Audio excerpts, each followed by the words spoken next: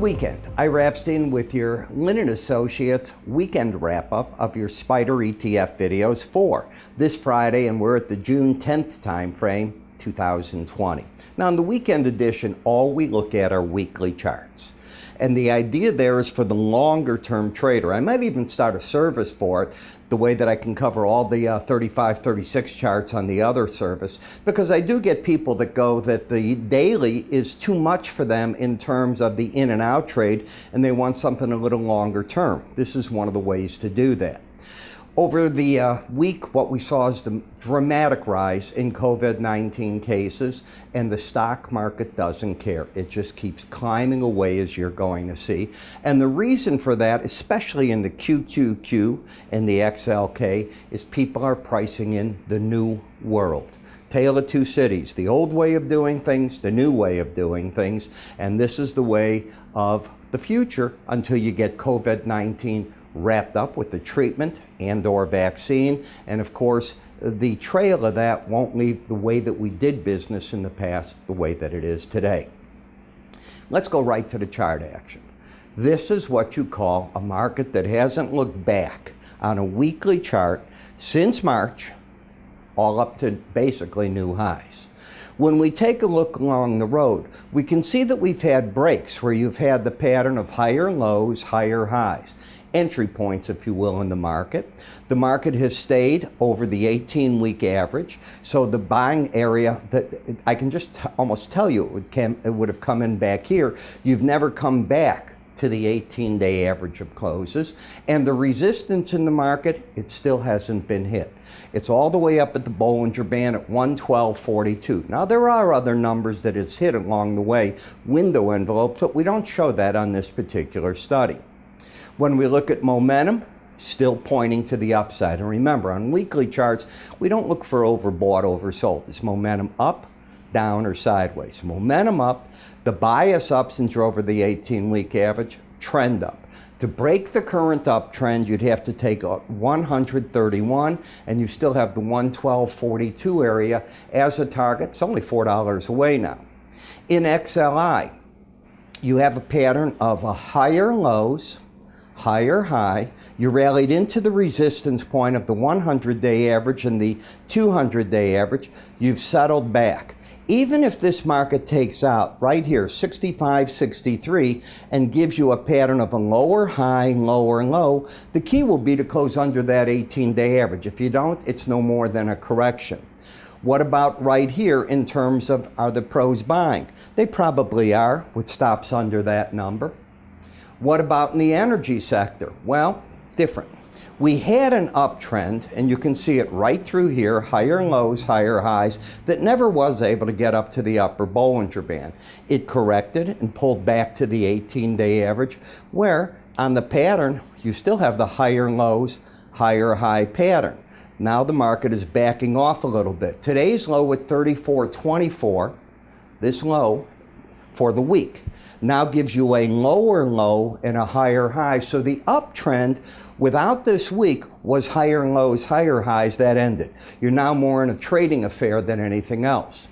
QQQ, you have the momentum still locked in. Once you got over the 18-day average, you have kept the pattern of higher lows, higher highs. Whenever on the weekly chart you hit that upper Bollinger Band, could be this week, hard to tell, I'm going to think the pros are going to step out of the market and look for pullbacks to buy on. You've been one-sided in that market. You get that opportunity, I think they're going to pay attention. In the emerging markets, we had an upside, we then went sideways, and with this week's action, reestablished an uptrend. We again have higher lows, higher highs. You'll say, why? Let me take off this. Do you agree? Lower high, higher low. All you had to do this week is get over 62, 61, and that's where the buy came in, and you certainly did that. So until you take out 60.44, you have higher lows, higher high. The objective, 63.70 first, then look hard at the remaining area if it continues to merge, to go higher from the 200-day average at 64.73 to 65.56.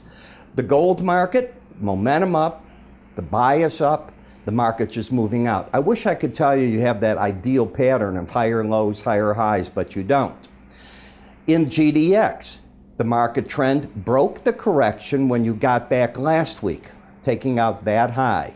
And since then, what you've done is corrected further to the upside, momentum pointing up. What's the key here? You've kept the bias up and momentum locked in. So the market's been running to the upside. It's still looking good. And in TLT, well, if you look at this week, we had made a lower low than that, but we kept the pattern of higher lows, higher highs. The settlement 166.33 over the 18 week average of closes. I say the trade is long again, probably got long when you crossed back over 165.32, and my guess is if they're not in there, they'll be buying the market with a stop under this week's low. You don't want this week's low taken out next week or the week after. If so, it could be a trap for the bulls. That's my theory, that an outside week's low shouldn't be taken out in the next two time frames.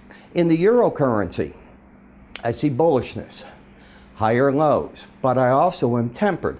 This week's high didn't take out 107.09. So I have lower highs, higher lows.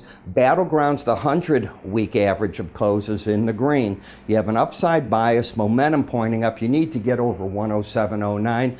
Then on the pullbacks from there, my idea would be you're looking to see if the pros buy at 106.58 with the stop under 105.75. So I'm friendly to that market. You know, day in and day out, Monday through Friday, I put out for my subscribers an ETF spider video with exceptionally, well, how do I put this? Specific buy analysis or sell analysis, or you're to do nothing in this market. And I give you the reasons why doing nothing. You're going to receive the trade ideas from in the afternoon, and I'm going to cover for you 35 separate ETF spider markets. The ones I cover will be right here for you, and I'm going to be adding to them. I know BETZ is one of them they're going to come in with, but I'm going to give you the fundamentals. So you start off with that, like I've already told them what reports are coming out on Monday, and then from there, I'm trying to give them confidence by showing them the chart patterns in what I'm seeing. These are the markets I cover, and you can hit pause here if you wanted to see if those are the ones you want. If not, write me on YouTube. I look at that. I'll consider adding. I'm going to go up to 40 charts. Do I charge for this? Yeah, I do. It's not free like these because I'm telling you, I want you to buy here, sell there. The first 30 days, $8.95. And yes, you can even get a package where I give you the morning futures one and this one. It's called our combo package. Just go to our website. Under the word research, everything's explained there. You have a great weekend. I will see you all come Monday.